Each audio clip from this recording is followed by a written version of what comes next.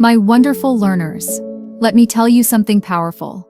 Most beginners try to learn everything on day one, and then feel sad when nothing stays in their memory. But the learners who truly grow, the ones who actually begin their English journey the right way, they start slow, simple, and with a kind intention toward themselves. Today, I will show you how to start learning English in a way your brain loves and your heart understands. Hello, my wonderful learners, and welcome back to English Unlocked, the podcast. I'm Emma, and today we're exploring one of the most important questions for every A1 and A2 beginner. How do I start learning English really? Not just the theory, not giant grammar books, not long, stressful study plans, but a soft, realistic, gentle beginning. A beginning that feels human. And to guide us today, I've invited a few learners from around the world, each one at a different step, each one with a unique story. They will share how they began, their fears, their mistakes, their breakthroughs. Let's start in the calm north, with someone who knows the beauty of slow mornings, deep forests, and simple routines.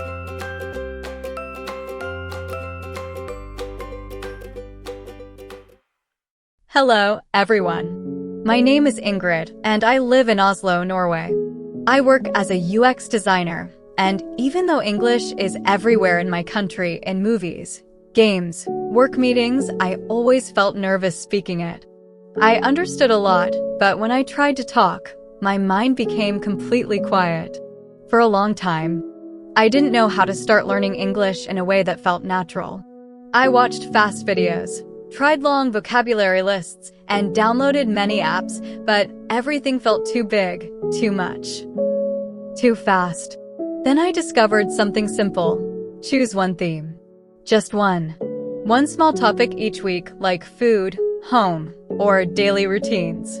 And then build tiny sentences around it. For me, it started with the theme morning routines. I said things like, I make coffee. I open the window. The forest is quiet. I wake up early.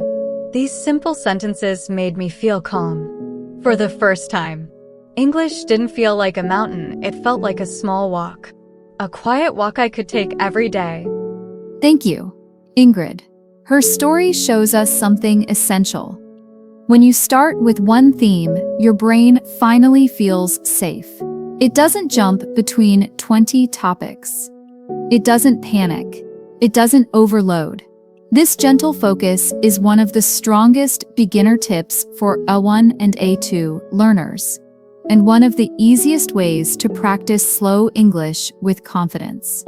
So let's explore how you can use this theme approach in your own daily learning. Imagine choosing just one theme this week, like food, family, or feelings, and letting that theme guide your listening, your simple sentences, and even your shadowing practice. A soft beginning, a steady beginning, your true beginning. Now that we've explored the power of starting with one simple theme, I want to take you somewhere a little deeper into the world of emotional learning. You may not think about it often, but your emotions are one of the strongest tools you have when learning English. Your brain remembers what it feels. A small smile, a moment of excitement, a scene that touches your heart. These tiny emotional sparks make easy English learning so much more natural. To show you how this works, I'd like you to meet someone who learns with a lot of heart. Hi Emma. Hi everyone. I'm Lucas from Rio de Janeiro, and I study sports science. In Brazil, English is everywhere. Music, football interviews, social media, but speaking it always made me nervous.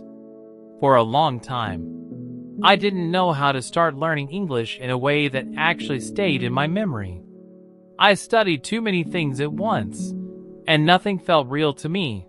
Then one day, I watched a short English story about a boy chasing his dream. Something about it made my chest feel warm, hopeful, excited, and suddenly I remembered the sentence, I feel excited. It stayed with me all day. And that moment helped me understand emotional learning. So I continued, when a song made me smile, I feel happy. When a movie scene made me quiet, I feel sad. Before a football match, when my heart was fast, I feel nervous. These simple emotional sentences connected English to my real life. And little by little, English stopped feeling scary. I didn't need to be perfect. I just needed to feel something while learning. Thank you, Lucas. His experience shows something important. English grows stronger when it connects to your emotions. It becomes more than a subject. It becomes a part of your daily life. So as you learn, pay attention to the small emotional moments around you. A funny video, a quiet walk, a song that touches you whenever something moves you. Whisper a simple English sentence, I feel calm, I feel curious, I feel proud. These gentle emotional sentences are a powerful form of shadowing practice, especially for A1 and A2 beginners. They help your brain learn naturally, without pressure. Sometimes the simplest feeling is all you need to move forward. We've talked about themes, we've talked about emotions. Now let's explore something beautifully simple, the small English moments inside your everyday life. Many beginners believe they need long study hours to improve, but the truth is much softer. Your daily routine is full of natural opportunities to learn English, even if each moment lasts just 1 or 2 minutes. And no one understands this better than someone who works in a place full of color, warmth, and delicious details, an Italian pastry kitchen. Let's hear from her. Ciao. My name is Julia, and I'm a pastry chef from Florence, Italy. My days are full of flour, sugar, ovens, and customers from all over the world. English is important in my job, but I never had time for long lessons, so I didn't know how to start learning English in a way that fit my routine. Then one day, a friend told me, don't study English. Just notice English in your daily life. So I tried. When I touched the dough in the morning, I said, the dough is soft. When I mixed ingredients, I whispered, I mix sugar. When I opened the oven, feeling the warm air, I said, the kitchen is warm. These were tiny, tiny moments. But they were real. They were part of my world. Later, in the market, I said, I buy tomatoes. The street is busy.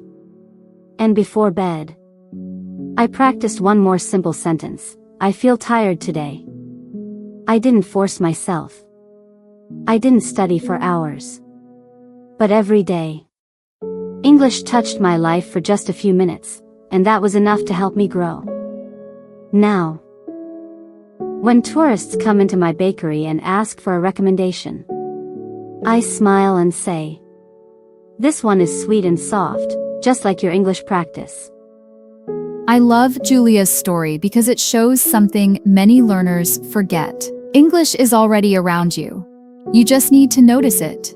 Daily English moments are gentle, short, and real.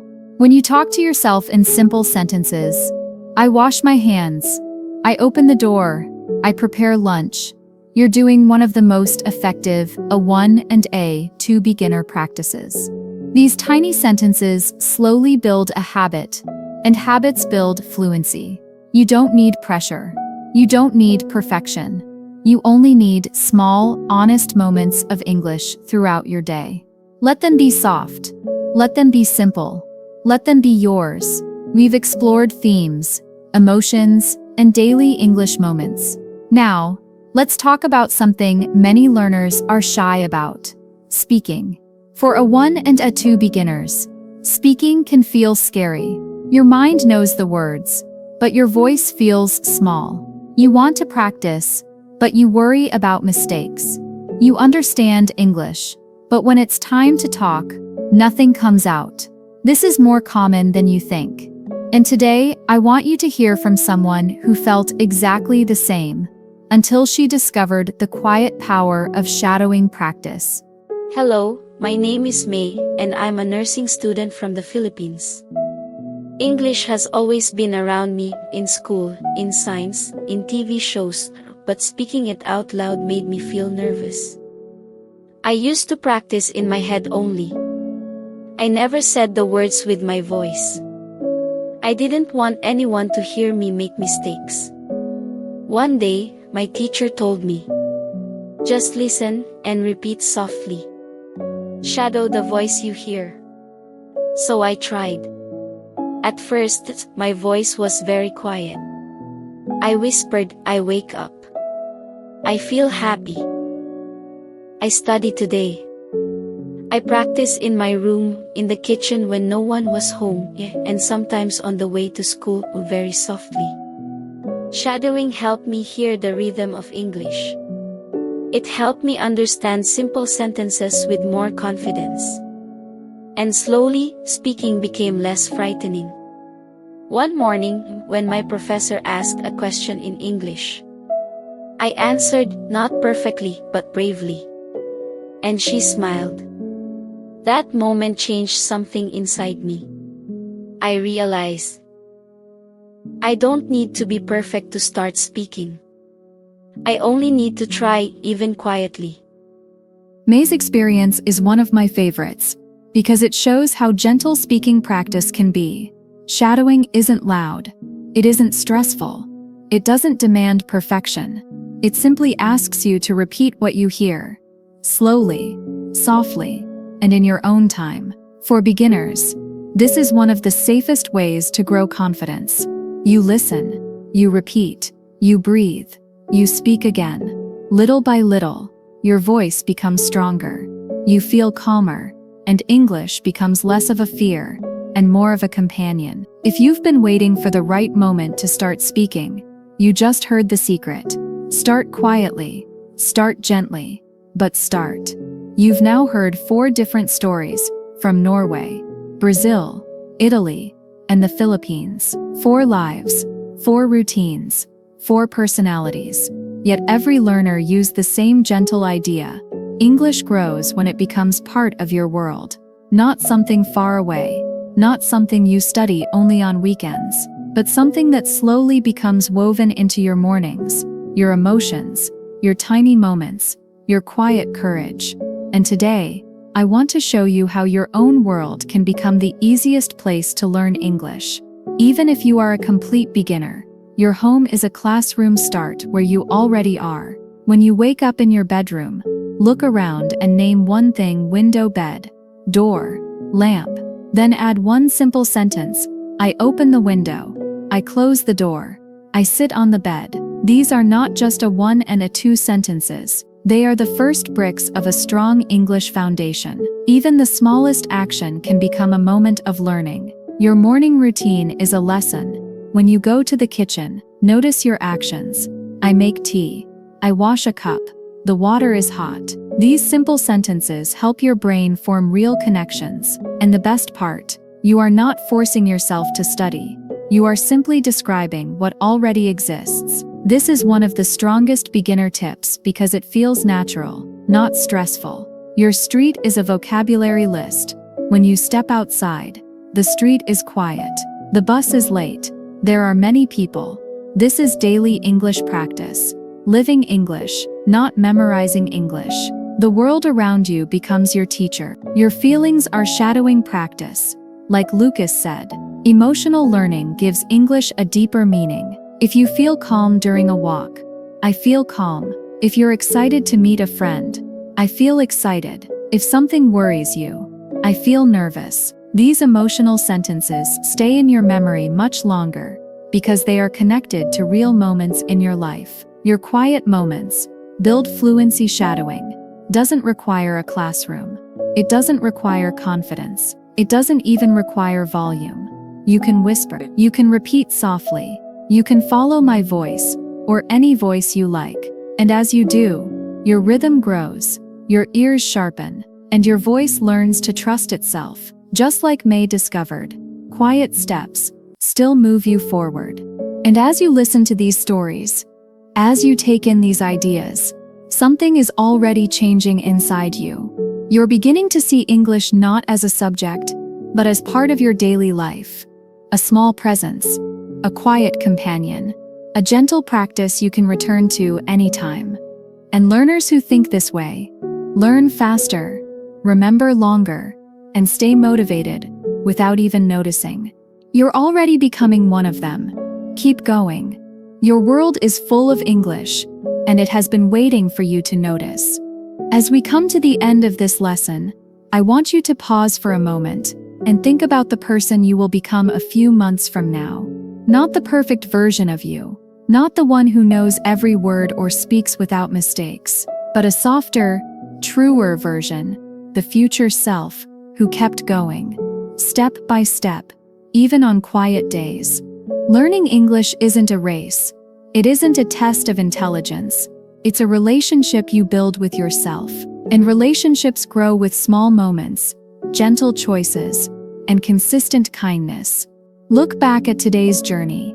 You learned how to begin with one simple theme, how to let your emotions help you remember, how to find daily English moments in your routine, and how to use shadowing to grow your courage. 4 learners from around the world showed you 4 different doors, but all those doors lead to the same place, your next step.